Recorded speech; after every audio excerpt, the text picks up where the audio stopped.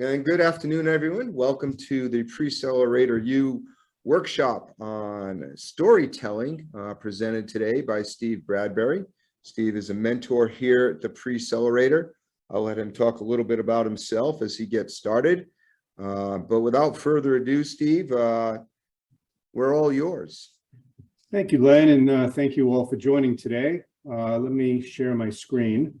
And okay, can everybody see the screen now? Does it come through for everybody? Good. All right, so let's dive into this. And if anybody else joins, they'll pick up en route. So just to give you all the idea who I am, I'm originally from New York, but I've been in LA for a long time. I went to Syracuse University. In fact, my parents met there. Back in the day when I had a fuller head of hair, I worked at MGM and Universal in the television division, but I've been in digital media for, God, it's probably even more than 25 years now. I'm currently an adjunct professor for Syracuse University. I teach here in LA. In fact, I taught last night a course called Riding the Digital Wave. I do it every summer. We did a field trip last night. We went to Smosh, of all places. It was great. And I'm also the founder of My Software Tutor, which is the umbrella under which I'm doing this workshop. You'll notice little light bulbs all over the place. The logo of Software Tutor is the light bulb because my role in this equation is to turn on your learning light bulb. And hopefully you'll have one or more aha moments over the course of the next 40-45 minutes or so. I can't speak to when you'll have them because I don't know what's in your head, but hopefully some things will get the light bulb to flicker on a little bit. So let's see if we can make that happen. So let me give you a quick agenda for today. So I'm going to cover parts of 4 topics, which are part of an overall workshop I'll speak about in a minute. And we'll just kind of touch on each one of these. One is called The Power of Listening. The second one is called What is Sent, What is Meant, because we don't often say what we actually mean. And this has to all to do with storytelling. And then we're going to go into the storytelling narrative, kind of what the narrative looks like in constructing a storytelling experience. And then finally, we'll talk a little bit about the art and science of storytelling. Okay, so those are the 4 parts to this workshop. To give you context, they all fall under the umbrella of effective business storytelling. That's the umbrella name for this. And there are actually 8 modules in the workshop, 4 of which I've highlighted.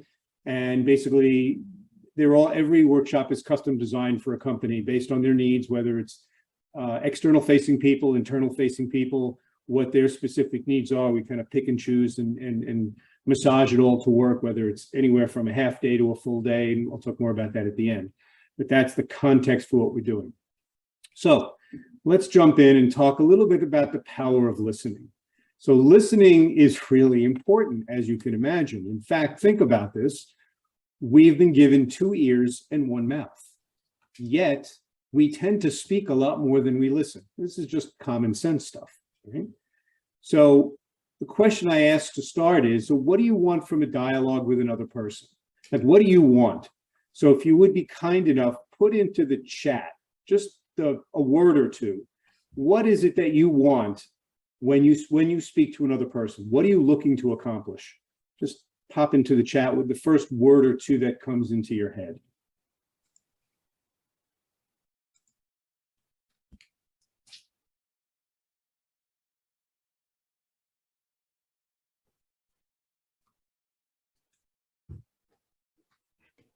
How about a response?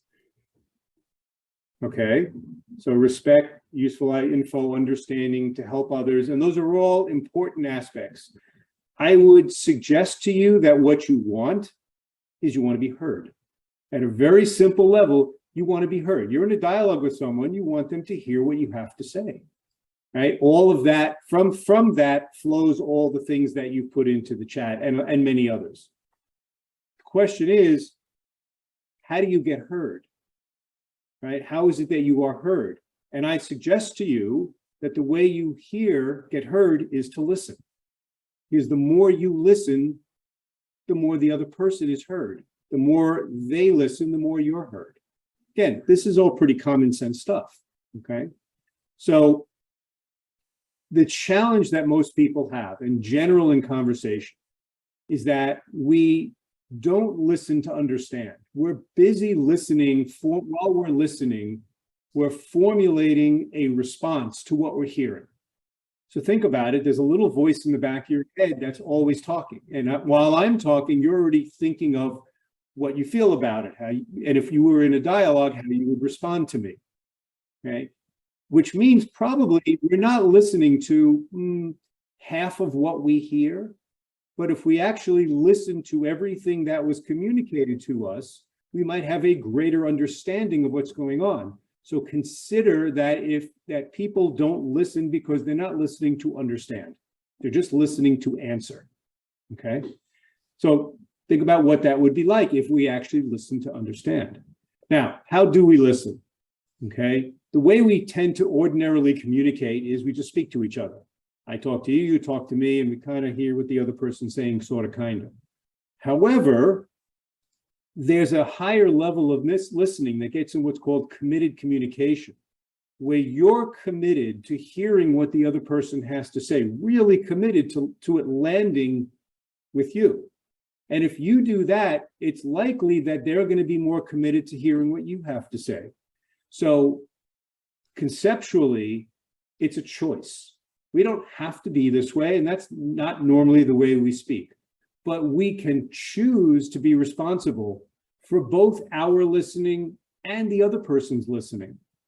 And so kind of what does that mean practically? Well, there's a lot of theories about how we listen, the different levels of listening. And I'm not going to tell you that I can give you the absolute guaranteed best theory. I've gone through a lot of them. I've looked at them, and the one that resonates for me is a 5-step approach. And so I invite you to look at these steps and think about honestly where you are when you listen. Where are you in this equation?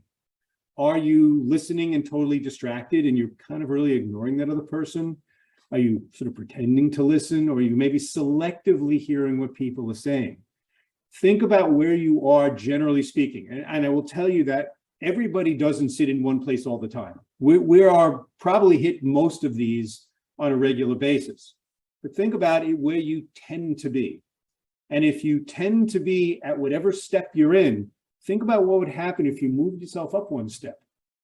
If you got from selective to attentive, or even from pretend to selective, you might listen more passionately, more focused, and the other person's going to get it. Now, in the workshop that we do, we don't have time to do it today. We do a really powerful exercise where people have the experience of actually being heard. And for a lot of people, they go, oh, I don't think I've ever been heard that way before.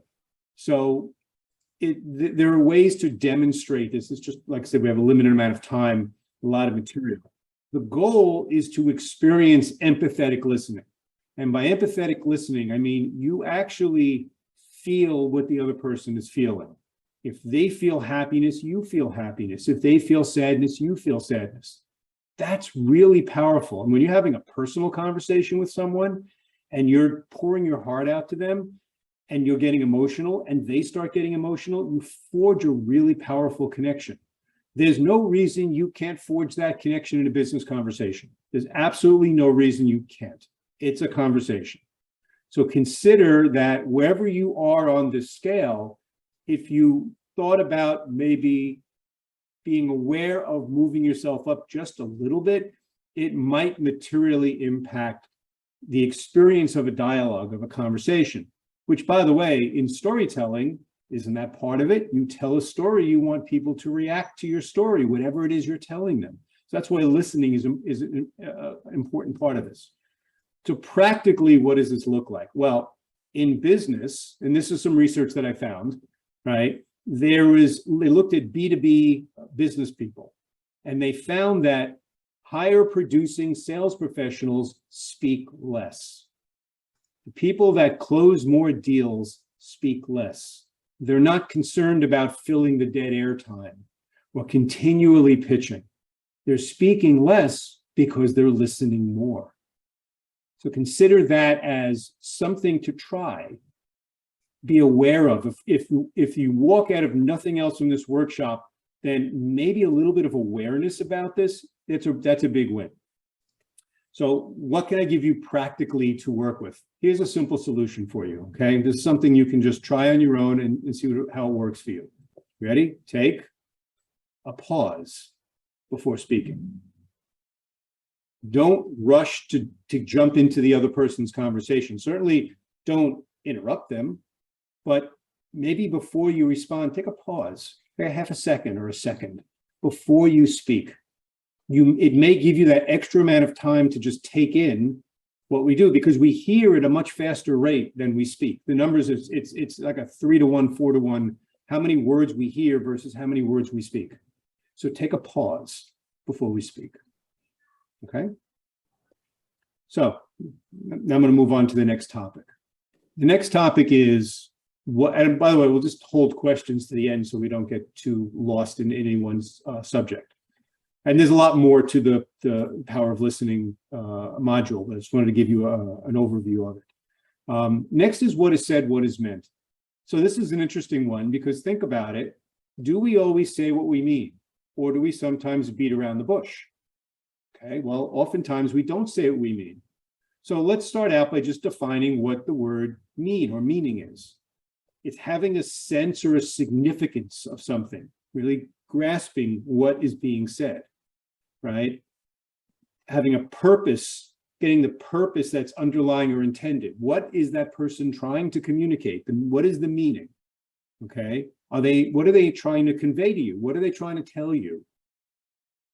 And is there a logical meaning to what they're saying?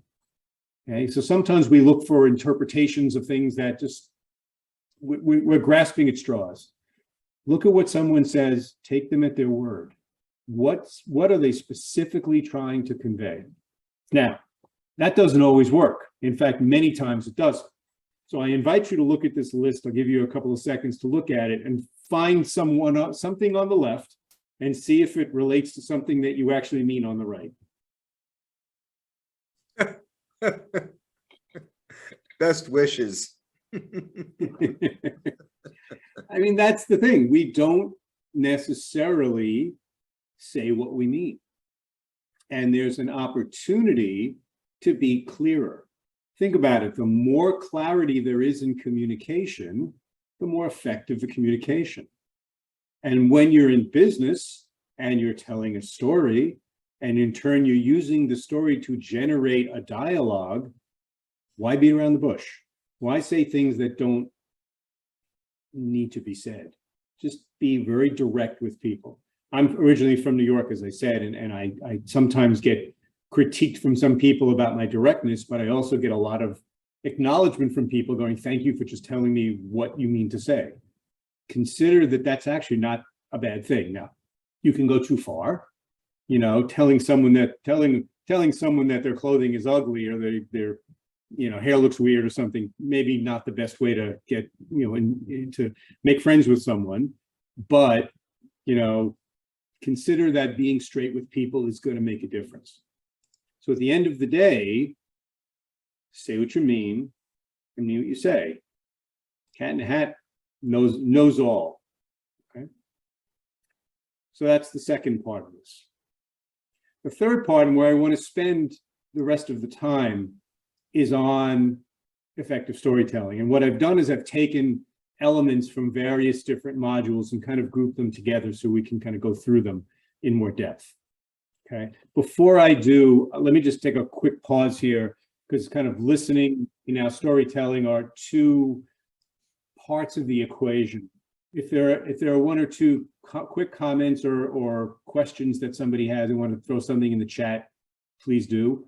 Or if you have a quick comment, let us know if you want to, moderate. If anybody wants to raise their hand or something, or just jump in, I can pause for a second. Small enough group. If people want to pop in, that's fine.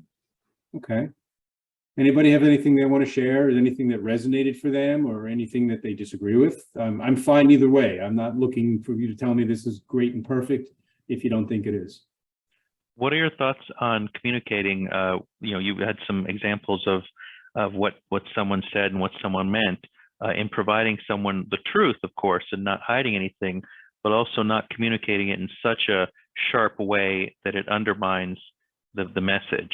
So what are the approaches for that? I mean, it's so even if you do, something is not going good, you obviously have to let someone know that and be reasonable and have a duty to be open and honest about it. But to anticipate, hey, how if I present this in the wrong way, it's going to lead to a panic that's not warranted. Right. Well, it's a good question. I probably would, the first thing I would say to you is probably don't start out with "you suck" before anything else that you say. Right. That probably won't get you where you want to go. Think about how you would want feedback. We do a module on the feedback loop, because there's an art to giving feedback. Give it in a way that people actually can hear it. If you criticize, just tear someone down, it's not going to get you very far, right? If you acknowledge what they got and maybe say, can I correct something, or can I modify something that I don't think landed for you? You're taking some ownership. People don't do really well when they get blamed for being wrong. They do much better if you say, okay, I'm partially responsible for this, and maybe you are a little bit, let me help you with this so we can both get to where we need to go. So consider that, take some shared responsibility in the equation, especially in a presentation. If someone doesn't get it, like when I teach, because I also do Excel and PowerPoint classes, for me, the game is, if you didn't get it, it's on me, it's not on you. Let me try explaining it another way. So that might help. And what you're doing is you're bringing that other person into the conversation, into the solution. Does that make sense? Yes, it does. Thank you. Okay. Anybody else have One question. Yeah, please. If you're telling a story and you start feeling that the other party is pretending to listen, how can you give that spark or that cue so that you can engage them more and stop pretending to listen and actually listening? It's a great question, and it's completely relevant to where we are in 2022. The reality is we live in an ADD world. All of us, whether we want to admit it or not, have a form of ADD, because we have this device called the phone, and we have the world's information at our disposal. So if you want something, you want it immediately. We live in a world of instant gratification. So what used to be a 30-minute presentation is probably a 15-minute presentation or 10-minute presentation. You want to be as short and brief as possible. So you're anticipating that you may lose people. Now, if you are telling a story and you find that the person you're telling it to is glazing over a little bit, or kind of maybe looking down or not just focusing on you, well, you know what? Maybe that tells you the story isn't that great, or the way you're telling it, and you may have to just punt on it. Well, you might have to just go to the punchline. In other words, what we like to do is we tell stories that satisfy us, right? I have a great story. This happened to me this morning, and I'm going to tell you this whole story as it makes sense to me. We really should be responsible for someone else's listening, and don't anticipate that they want to hear as much detail as you want to tell them. So you kind of want to cut to the chase right away, give them the punchline if you can get there, and just move on. But yeah, it's challenging, because we do presentations for ourselves. We don't present.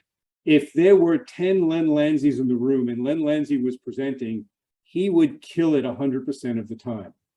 But that's not the reality. The reality is there's a Steve and an Oral and a Stu and a bunch of other people. So he can't speak to 10 Lens. He can only speak to us. And we listen the way we listen.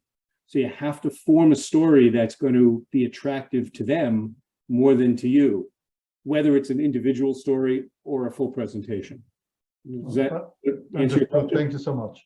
Okay, great. Steve, and I think also is the setting of where you're telling that story. If you're telling it in person, you get a lot more cues as to whether that person's listening or not, and if they're engaged. If you're telling it over Zoom or virtually, it's very difficult to understand whether they are grasping it or attentive, or where they are as far as they're listening. Well, I mean, that's a great point. In fact, when when you and I started talking about this, I said, I'd love to do this live. And you said, we're just not there yet. We don't have enough people coming into the space yet. When I do these workshops, wherever possible, I want to do them in person because I can see someone's facial expressions, their body language, their mannerisms. I'm a little box up in the corner here. You're looking at me and I'm just a little box up in the corner, and you can't necessarily see. Might hear my voice inflections, but you don't see my facial expressions, right? You don't see my reactions to things as well. So it's challenging in that regard. Yes, very, very much so. In person wherever possible. Unfortunately, we live in a pandemic world, and that has material impact to what we're doing. So we have to make the best of we can. Listen, for most all of us, Zoom didn't exist 3 years ago.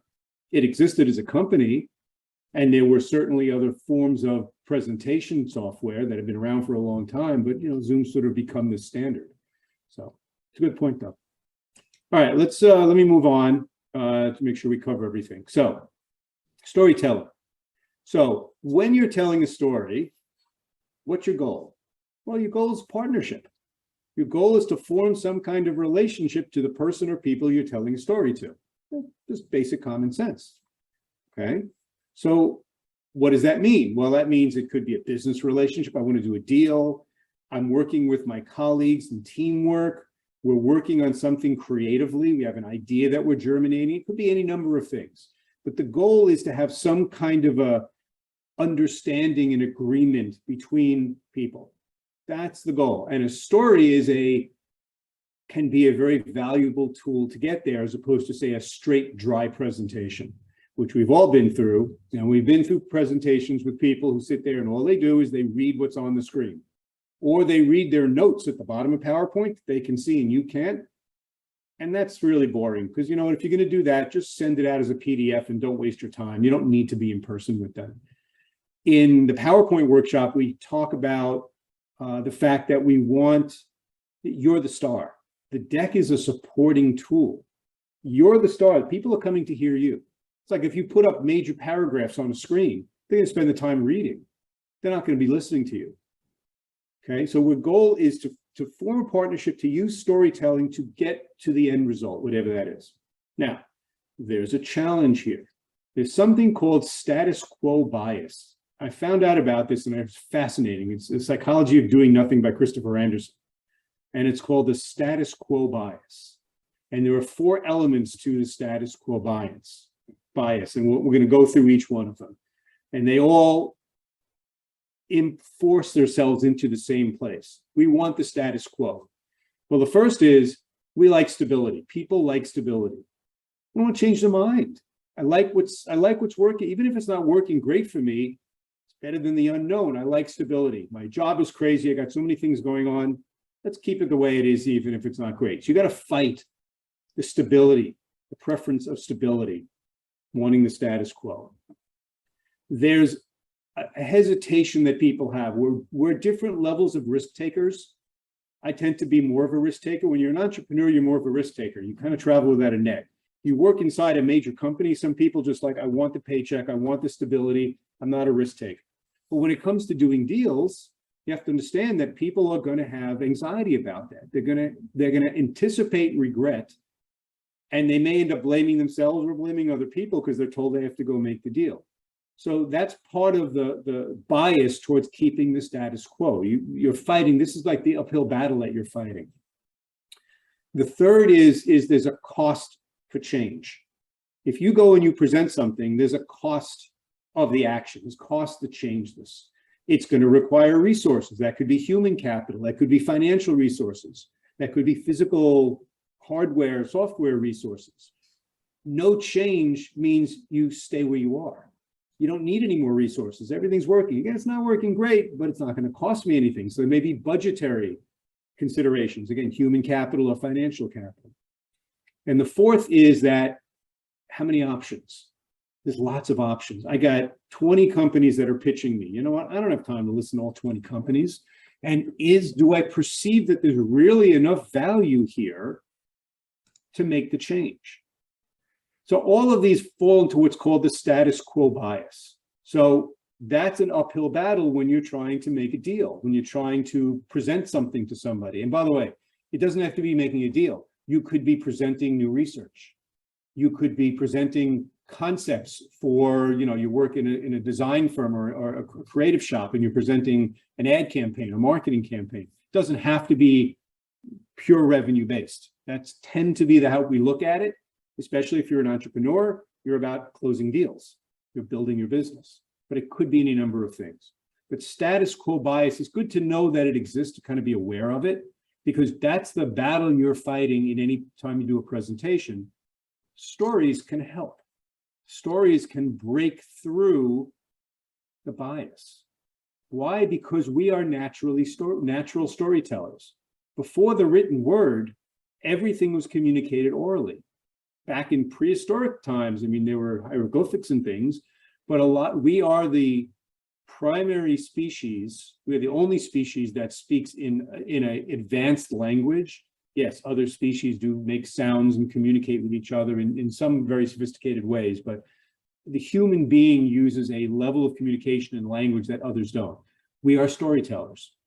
It's very natural for us. You do it in your personal life. The question is, do you do it in your business life? Okay. So let's talk about the impact of a story. So here are some items. This was an interesting study. Here are some items that the study bought on eBay. They bought these items on eBay. They were, for the most part, this is back in 2012. It was an experiment. They bought these items on eBay, and they spent $129 on something like, I don't know, a whole bunch of items, average cost $1.25. They just bought these things. There were various different things, a few of the pictures you can see right now. Then what they did is they went to storytellers and they asked people to construct a story around those items. And then they put it back on eBay. Guess what happened? They resold that $129 for almost $8,000 because there was a story attached to each one of these, right? It gave the product some resonance. It evoked emotion. People connected to it. People bonded with it. That's what stories can do. Now, telling a story and making someone cry when you're trying to sell them goods or a service may not be the best story to tell, but attaching a story, especially one that's rich, that's sentimental, that's creative, that people will respond to, will get people to move, take action. It'll fight off some of that bias, some of that status quo bias. That's the power of a story. I saw this and I was like, wow, $129 to $8,000. That's pretty remarkable. Okay. Now, for example, the horse bust, the one in the upper left-hand corner, was bought for 99 cents and sold for almost $63. Only because there was a story attached to it when it was put back up on eBay. It's the only difference. So pretty interesting stuff. And there's plenty of other research that's been done around this. This one just happened to have caught my eye because it's so simplistic, but so impactful. So let's get to what makes a compelling story, right? Now, what does make a compelling story? I would suggest to you, and there are, again, a lot of theories. So I'm not telling you this is the theory. This is a theory that I believe makes a lot of sense. And it's also clean and relatively simple. That's the other reason I like it. Some of these theories get into just long pages and pages and pages of philosophy. Let's keep it simple, okay? So there are 4 parts to a compelling story, okay? 4 elements. Let's break them down. The first is what's called the hero message. So here's my little story. Back in the day when I was very young, I worked at an ad agency in New York, and I worked on Heineken beer. Okay, at the time it was being imported by this company, Van Munching and Company. And so we were the ad agency for Heineken beer. And the creative on Heineken was always about the green bottle, the dripping wet green bottle. That was the image, the hero of every ad that Heineken beer did for years and years and years. Why? Because the green bottle represented something different. Most beer was in a brown bottle. In fact, a lager beer is arguably a lager beer. It's water, barley, malt, hops, and yeast. That's the formula. Now, there's a different levels of ingredients, but that's basically the makeup of a lager beer. But if you take that beer that's in a brown bottle and you put it in a green bottle and you charge a little more, all of a sudden it's Heineken. When you're successful, drink Heineken. Until then, drink Budweiser or whatever else you want to drink. But the reality is Heineken in Europe, if you've ever been to Amsterdam, Heineken in Europe is Budweiser in the US. It's a mass-produced beer. But in this country, it's a premium beer. So consider that there's a hero message to tell. Why? Because it grabs your attention and it gets you go, well, what is this? Why are they focusing on this? You're kind of curious about it. And then if you can create within the hero message 3 elements, what is it? Whom are you reaching? And why? Right? You might not get all 3 in your messaging, but if you can get what it is, who you're trying to reach, who you're speaking to, which is going to be who you're presenting, and why it's important to them. And be clear. Go back to that we talked about earlier about clarity. It's fine to be clever, but if you start going too far down the part of clever, you start getting into the what is said versus what is meant. A little bit of cleverness goes a long way, but you don't need too much of it. So what are, some examples? Oh, and by the way, don't bury the headline. The hero message is it's called a hero for a reason. The hero doesn't come like, in chapter 3 or later in the presentation. Here's the hero, all right? This way they know. So think about hero messages for major brands. FedEx for years, their message was when it positively, absolutely has to be there overnight. That's not their current message, but that was their tag for many years. Whole Foods has a specific message compared to other supermarkets, the Ralphs and the, all those other, and Vons and all that. And Disney clearly has a very specific message about being the preeminent family brand. So think about whatever your brand is and what is your message? What can that message be? Okay. So, and the other thing is focus on one. It's hard to have multiple heroes. You can have primary and secondary heroes. The more heroes you have, the more confusing it gets. A single hero in your message is probably pretty useful. Okay. So the second part is the topic. Okay. What are you talking about? Why are you delivering this? Are you doing a product intro? Right? Are you showing competitive advantage? Are you showing some kind of data? Are you introducing something or you're selling a service? Be clear about what your topic is.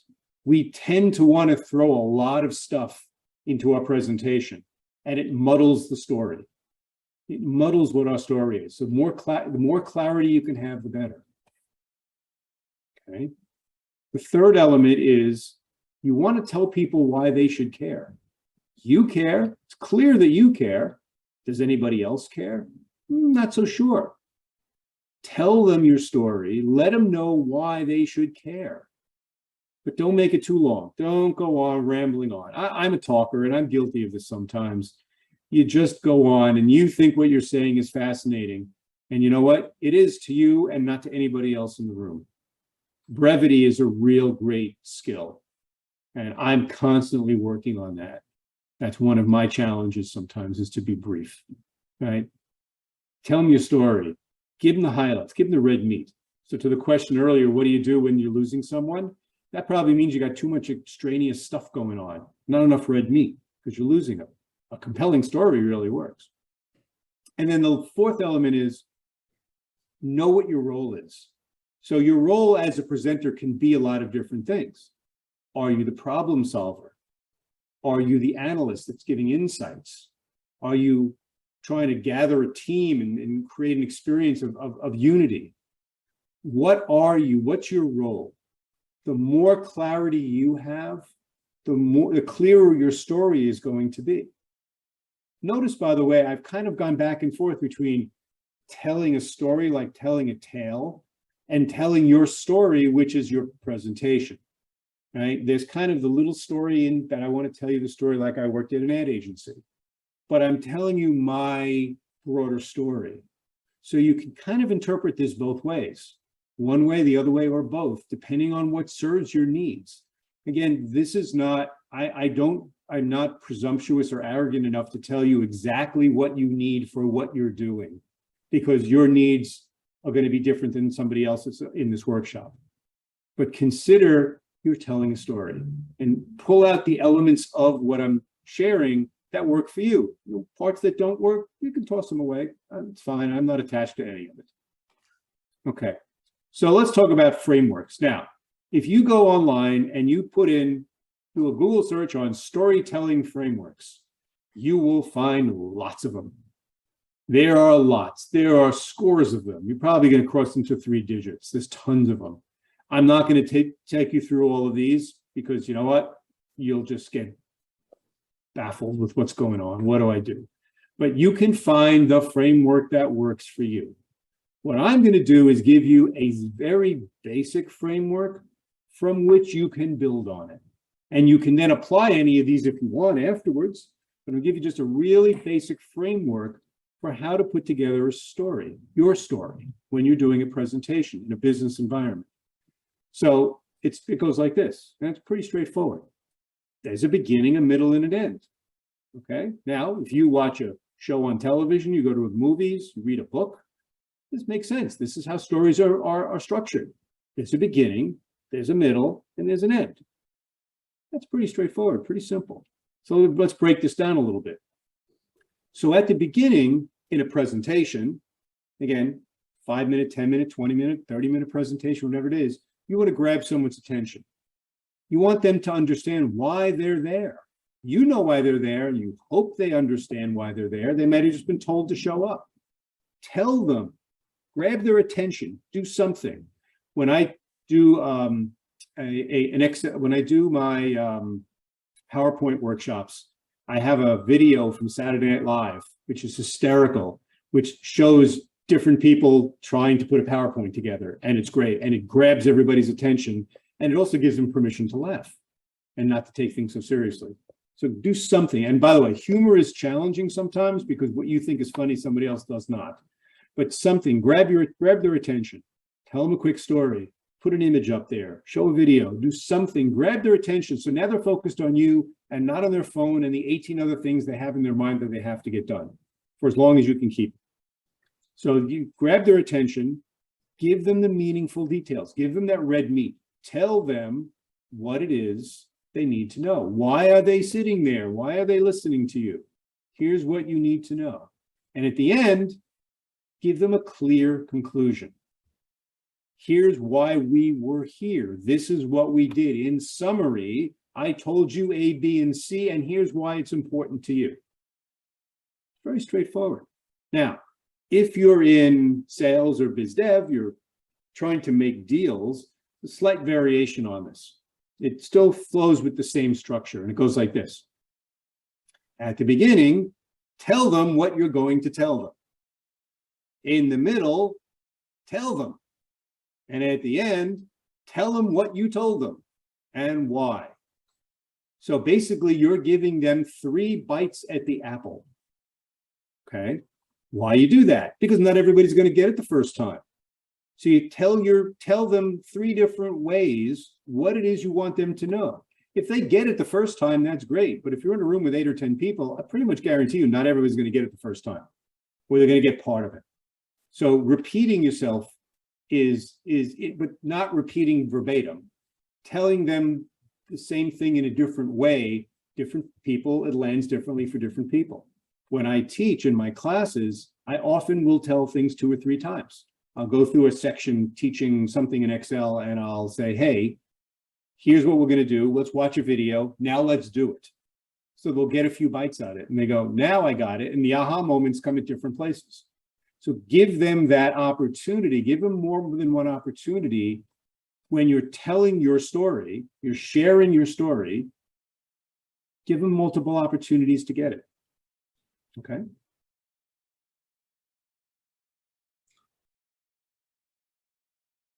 So the idea of telling stories, it's a collection of ideas. You have a collection of ideas. How do you structure it? Well, One thing you want to do is keep it very simple. We talk about KISS, which I'll mention again in a few minutes. One topic per screen. When you're doing a deck, for example, one topic per screen. Don't clutter your screen up with all sorts of stuff.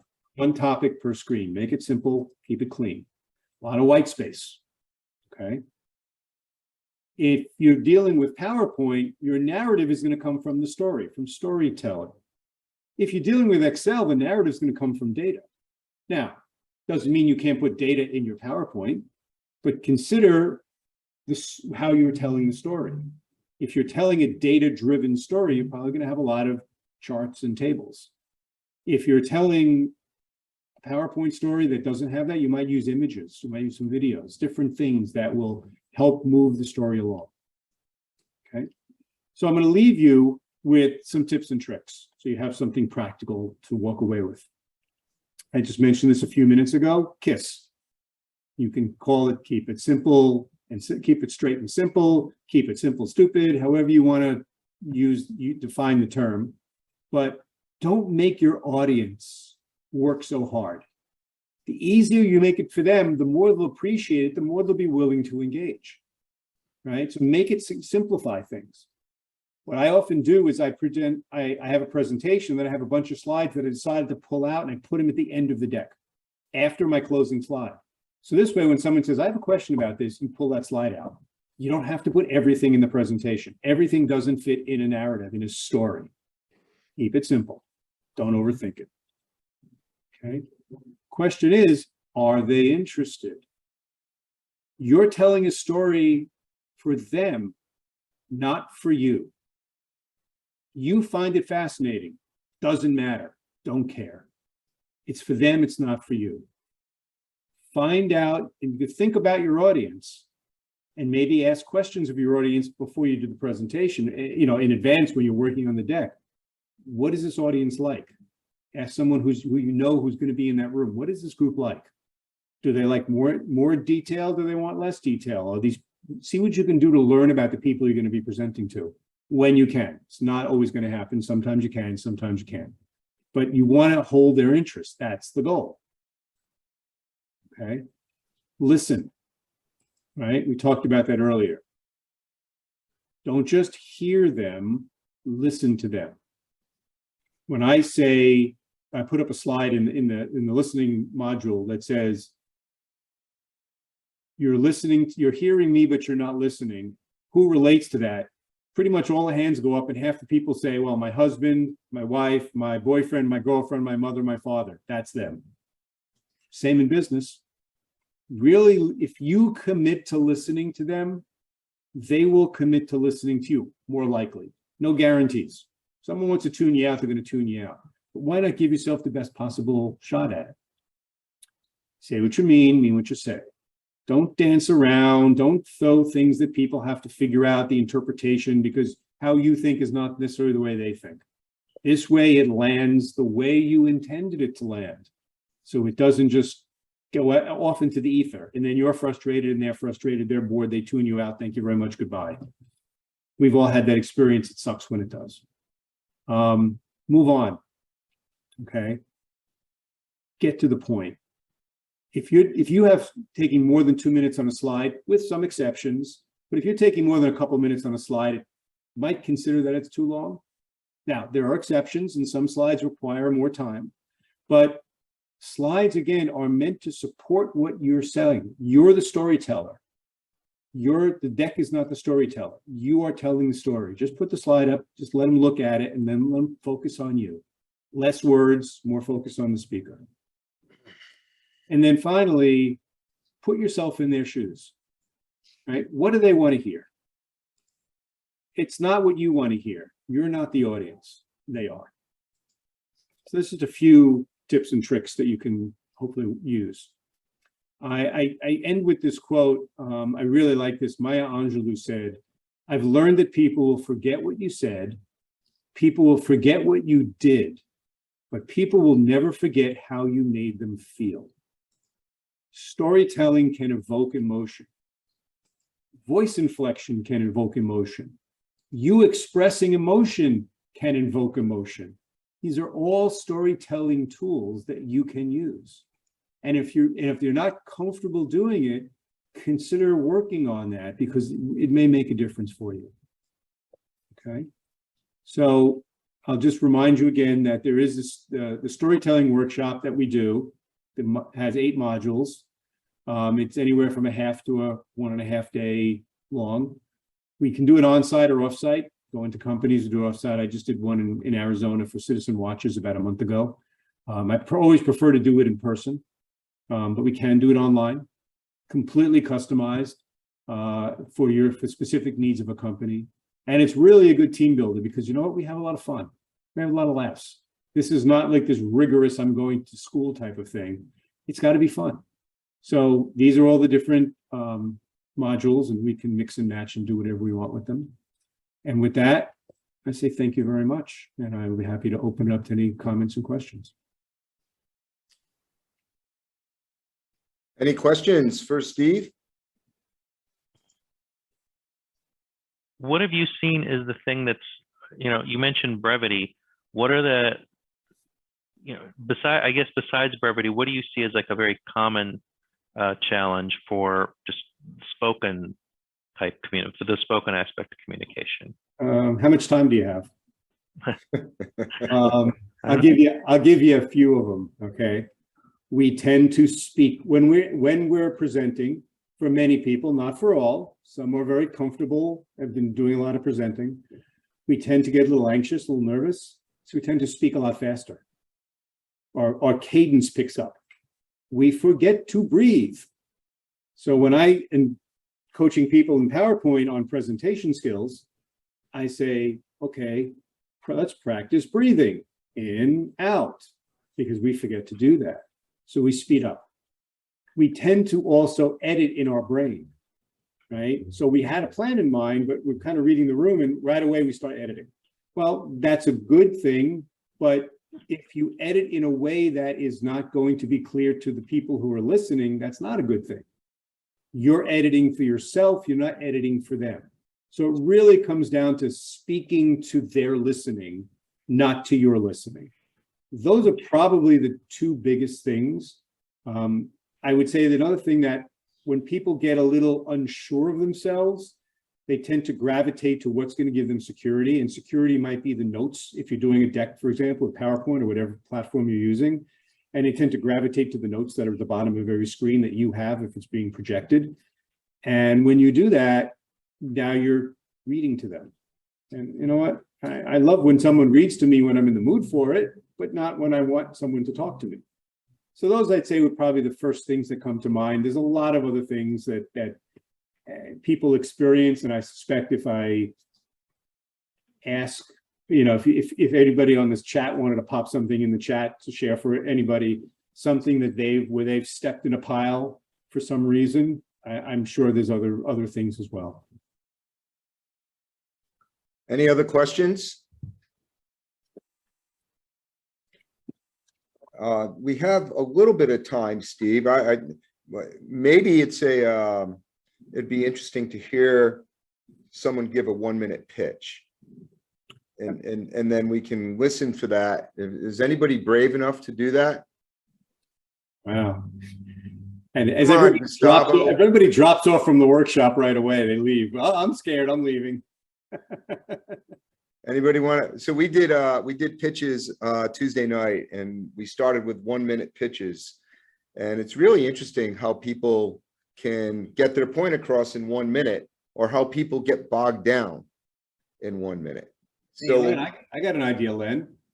Why don't you do a 1-minute pitch on Preccelerator? Excellent. I will try and do my best. There you go. All right, let me compose this in my mind for a second.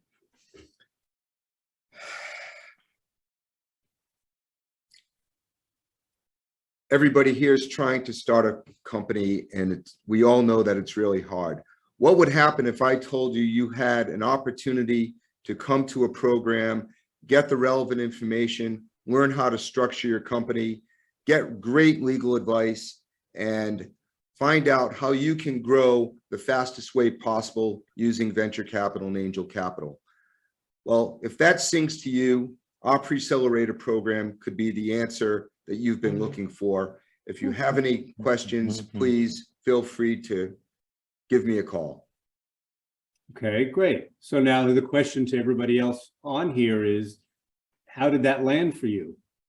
Sorry, Len, I'm going to put you on the spot. That's fine. How did that land for you? Did that land well? Did you feel like you got information, or because oftentimes the juice is in the negative? It's great to say that was a fabulous presentation, but I've always found that the juice is in the negative, like the constructive feedback. Sure. Is there anything that anybody heard that either worked well for them or didn't work well for them? Something they wanted to hear? Hey, don't feel bad about criticizing me, by the way. Or is there a question that you have for Len based on what you heard, as if you didn't know what Preccelerator was, for those of you that already know what it is? Or if you don't know what Preccelerator is, did that raise a question for you? Because inevitably, there's no such thing as a perfect presentation. Yeah. Right? I mean, we do presentations, but I think it, I'm sorry. I think it did raise questions, but I think that's the point. If you have a minute, the key is for something like that, we'll have someone have curiosity about what it is that you're doing, so that minute type pitch is, I want to hear more. And so yes, but I think that's not a bug, it's a feature. There you go. So I'm seeing in the chat, Aaron said, hi, Aaron, it felt authentic instead of a sales pitch. So that's good. Authenticity really is a very good word. Authenticity kind of equals believability. People go, oh, okay, you know, I buy what this guy was selling. This isn't, I'm not being bullshitted. He's not just snowing me with some nonsense. I buy what he's selling, whether I want to follow through and join Preccelerator, but I kind of buy what he's selling. Like I understand it, I accept it. I don't question the integrity of the words or anything. He's being authentic, he's being real. So that's another thing. I didn't put it into the deck. There's a whole conversation around authenticity. But that's also a dangerous word because people tend to get defensive about it. What do you mean I'm not being authentic? I'm being myself. Okay, got it. That's fine. But that's a good point. And then Chris, you said that it's an extemporaneous pitch, right? Very. Yeah, and you said an example of a company or entity with which they work publicly available might help. Okay, yeah, so maybe, and it's going to be tough maybe in a minute, but anytime you can share a success, then that people, I don't want to say people are sheep, but people want to be with winners, right? People don't want to be with losers. Right? If you're successful at what you do, people are going to be drawn to you. Or if people believe that you can bring them success, they will be drawn to you. And that kind of part of that comes just from being confident. Len, you're clearly very confident in what you know and what Preccelerator is, because you've been doing it for a number of years. So it's easy to talk about that. When you're a startup, you might have the belief for yourself, but does that translate to the other person? Do they get it? Now, there's a line between confidence and arrogance too, and that's a challenge. Taking Chris's feedback, which thank you, Chris. That's really helpful. One of the things I could have started with is a story, a very quick story. 4 years ago, we had a founder come in here and start their company, and today they're in revenues and they've raised money. And if this sounds like something that's interesting to you, then the Preccelerator could be a good answer to helping you grow your company. So start with a success story, draw people in, make that hero, because that becomes the hero. That company becomes the hero image. And then people can reflect on, I want to see myself in that story and be that hero. Mm-hmm. Interesting. Aaron just said that landed like a sales pitch. Okay. So Aaron, you like the first example better. That's fine. And so another way to do that might be that there's a metric about Preccelerator. We've had, 50 companies come through here, and 25 of them have received 2 rounds of funding in excess of something like, a metric that someone, if you were pitching Preccelerator to somebody who was considering, where should I go? Sure. That might resonate with them, because they go, oh, my potential batting average is reasonably high here. And then they could take that and they could go to 3 other accelerators in LA and say, okay, what's your batting average? And they could compare it that way. So that's just another way. But again, it's speaking into the specific listening. So for Aaron, that might have landed not in an effective way, but for Brett or Amy or Elizabeth, it might have landed positively. So it's also knowing who your audience is. Yep, absolutely. And Aaron, you're very astute in what you were saying, because the first one was not a sales pitch. The first one was, how do I identify with the people I'm talking to get them engaged? Have I identified a problem that they feel, and am I offering a solution, as opposed to showing you what we can do for you in a very pitchy way? And I think in giving the example of doing the metrics, it sounds a little bit more sales driven. So I hear what you're saying, and I agree to I agree with your perception there. So thank you for that. Looks like my friend Chris Lee has his hand up. Hit me, Chris. Hello. Hey, see if I can pop in here. Hey, Steve. Hey, Len. Thanks for putting this together and having us. And this is very invaluable to, I'm sure, everybody here. And Len, so I would say the things that drew me previously in the previous class to Sam, Sam Preccelerator, are 3 distinct things that I don't think are salesy, but are part of the story, are part of your hero's journey or assets. One is, in no particular order, you're right smack in the middle of this robust Silicon Beach community, right? Creativity, tech, business, all of that. And on 3rd Street Promenade, 2 blocks from the beach. That's something that's really unique. And number 2, Preccelerator really feels like a tight-knit community, right? That's something that I was not a co-founder, but I was part of the early stage of a Y Combinator company. And they started with like 10s, almost 20 years ago, with 10 people in their class. Now it's hundreds per class, right? And if you get a chance to speak to one of the partners there, it's like 5 or 10 minutes from what I've heard. And you have to, you basically pitch them and they tell you what's on their mind. But you have a small community that Sam Preccelerator, yourself, Len, mentors like Steve, right? And then the different lawyers are there to give you actual attention, to walk you through the journey that your company is going through, or you are going through as an entrepreneur, as a founder.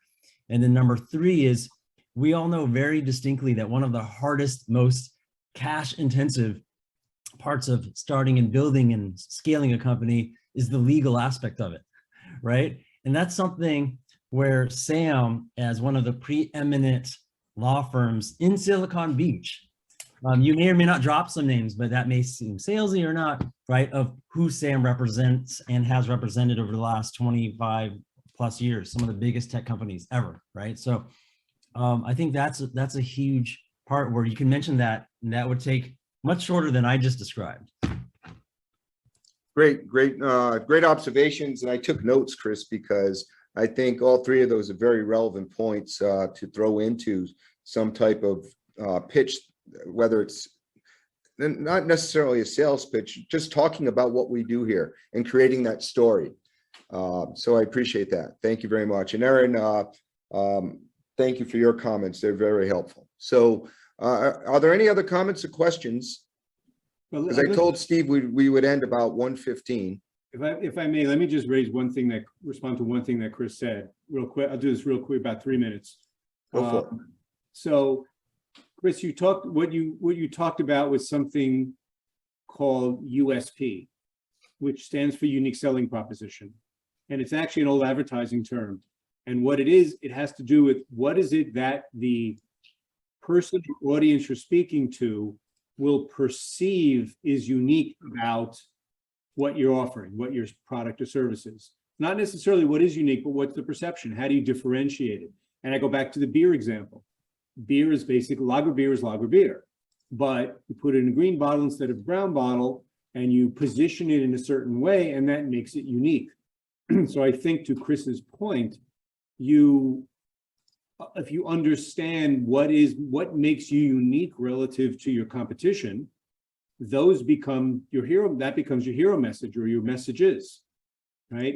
If being close to in the heart of Silicon Beach is unique because all the other accelerators are based in other parts of LA, or because Sam is one of the preeminent law firms in the city or in the state, and it's the only accelerator that is attached directly to a accelerator, or whatever it is, that unique selling proposition can easily become your hero message.